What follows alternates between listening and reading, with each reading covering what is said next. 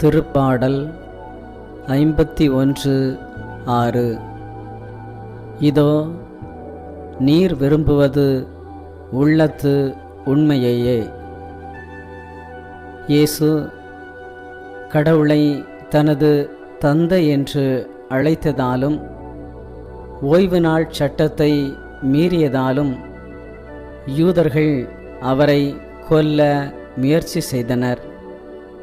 யூதர்கள் தன்னை கொல்ல தேடுகின்றனர் என்பதை இயேசு அறிந்தும் தனக்கும் கடவுளுக்கும் உள்ள உறவை பற்றி மக்களிடம் வெளிப்படையாக பேசினார்.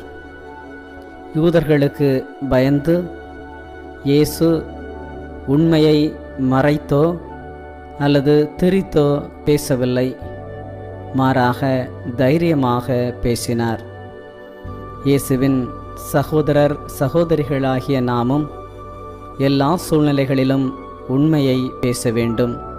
ஏனெனில் அவர் விரும்புவது நமது உள்ளத்து உண்மை.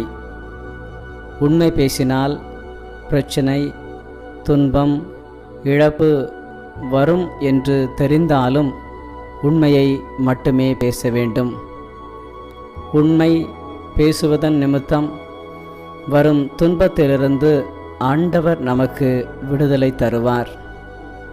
உண்மை பேசுகின்றவர்களை ஆண்டவர் அரவணைத்து ஆசீர்வதிப்பார் மற்றும் நலன்களால் நிரப்புவார். ஜெபிப்போமாக.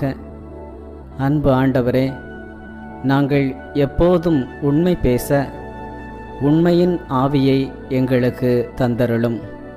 மேலும் இந்த பிள்ளையின் பலவீனம், பயம், கவலை, மன அழுத்தம் ஆகியவற்றை அகற்றி மனசமாதானம், உடல்நலம் கொடுத்து ஆசீர்வதியும்.